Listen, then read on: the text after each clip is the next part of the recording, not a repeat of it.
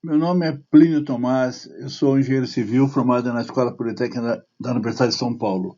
O meu objetivo é socializar o conhecimento. Agora vou apresentar o dimensionamento de reservatórios em rios.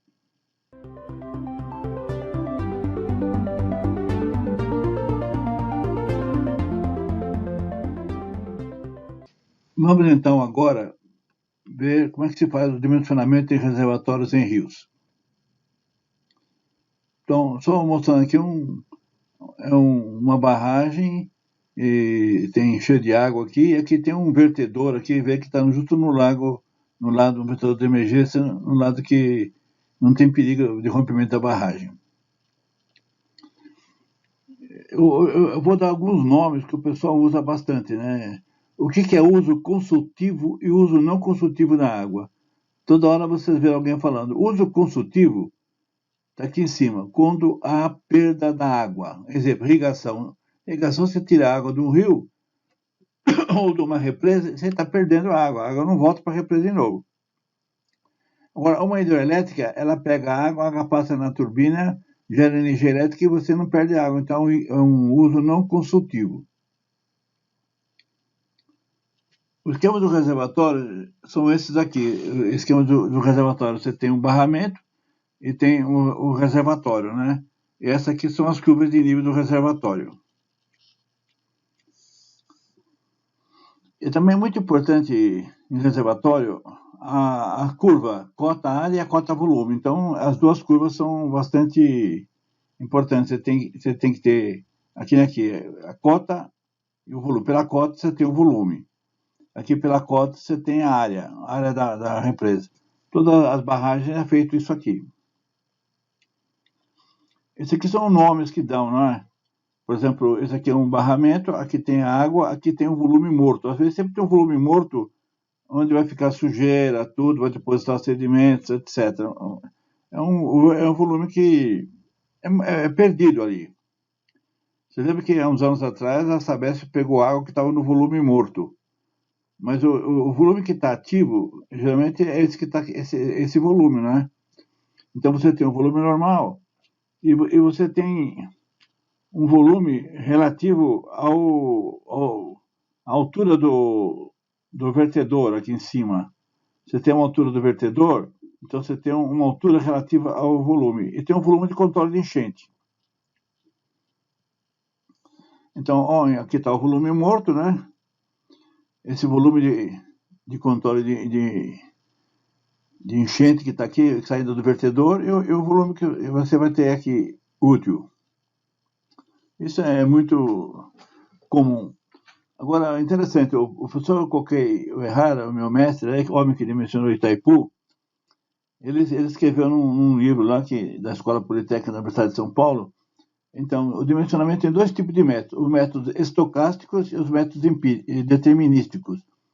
Os métodos determinísticos são aqueles que tratam o resultado de forma única, por exemplo, baseando-se apenas na série histórica. Por exemplo, aqui entre eles está o método de Rippel, que é o diagrama de massas. Né? O método de Rippel, então, é um método determinístico, ele dá um valor. Os métodos estocásticos são aqueles que propiciam o cálculo de probabilidades, como, por exemplo, a probabilidade de ocorrência de falhas, etc. Então, há dois tipos de dimensionamento, dos métodos estocásticos e dos métodos determinísticos. Agora, eu vou comentar sobre séries estocásticas. As séries estocásticas são as séries que baseiam na probabilidade. O McMahon é um grande engenheiro da Austrália, e ele escreveu que quem começou tudo com essa série estocástica foi o Hazen, em 1914. Há muito tempo, vocês verem, no século passado. E teve a ideia de produzir esses dados hidrológicos sintéticos para 300 anos. E vários outros autores, como Sandler, continuaram as ideias de Hazen. Mas as ideias realmente, quem começaram a fazer isso bastante, foi um russo chamado Markov. Então são as teorias, são Markov, né? As séries de Markov, de 1856 a 1922. Então, esse conceito de estocástico, muitos são as séries de Markov, que eu estou a falar, as séries de Markov são as séries estocásticas, né? Então, esse dado é um determinado dado está ligado a outro dado anterior que pode ser obtido através de tentativas. O McMahon, esse grande engenheiro da Austrália, ele adverte que a série estocástica não prevê fenômenos catastróficos, como enchentes muito grandes e secas prolongadas, e conforme o mesmo não são previstos Noé e José. Noé é chuva muito grande e José é seca muito grande do Egito. E também não é previsto os efeitos do El Niño e da mudança climática globais. Então, as séries estocásticas são muito complicadas, assim, interessantes, né, para usar. Eu, praticamente, o Plínio não uso a série estocástica. Eu sempre evito usar a estocástica, eu uso as séries históricas. Uma vez eu vi um texto de um engenheiro, não é do Brasil, de fora do Brasil, onde ele adorava a série estocástica. Ele fazia a série estocástica para 500 anos, 1000 anos, como se aquilo fosse uma verdade. Na verdade, está errado. A série estocástica você pode usar um poucos anos para frente, assim.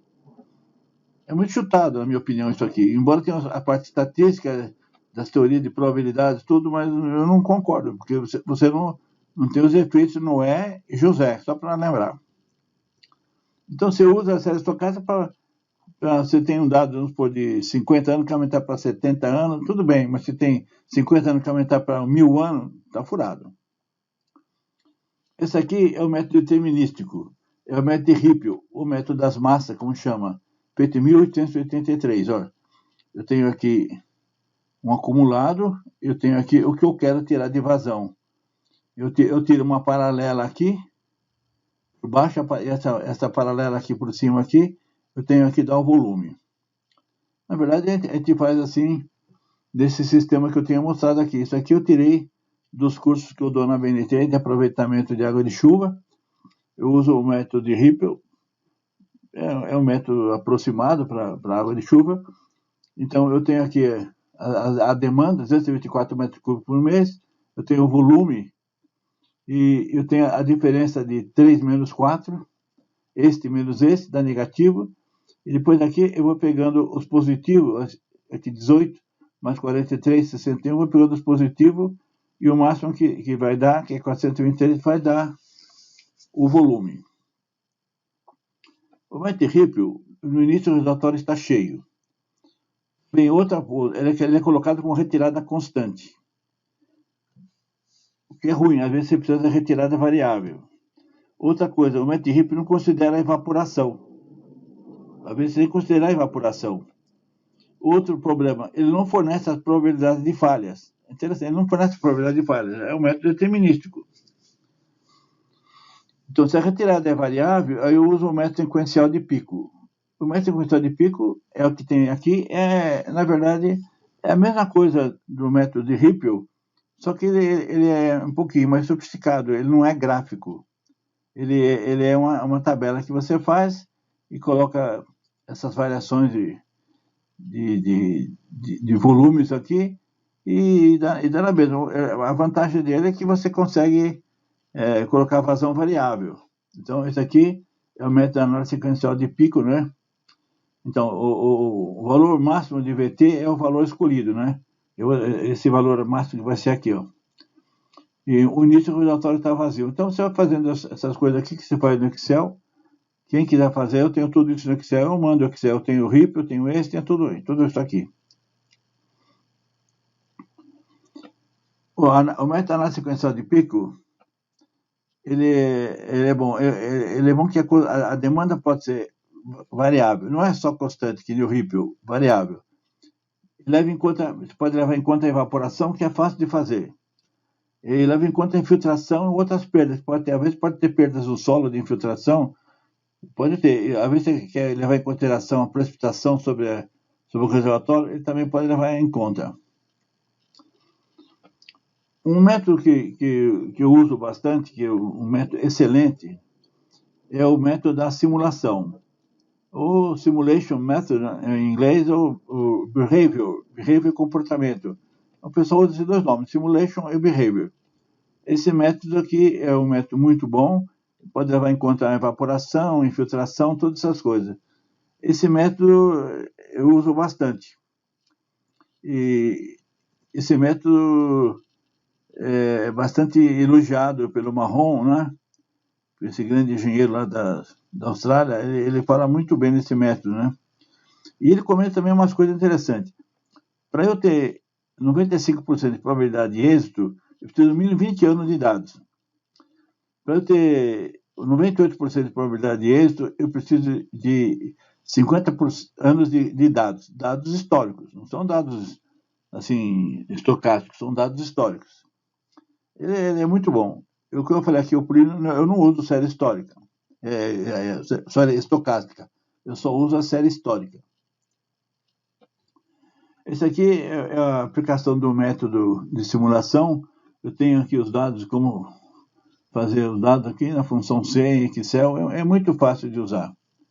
Você tem aqui você fixa um tamanho de um reservatório e você fixa tem a demanda e você tem os volumes mensais e você calcula o que vai acontecer.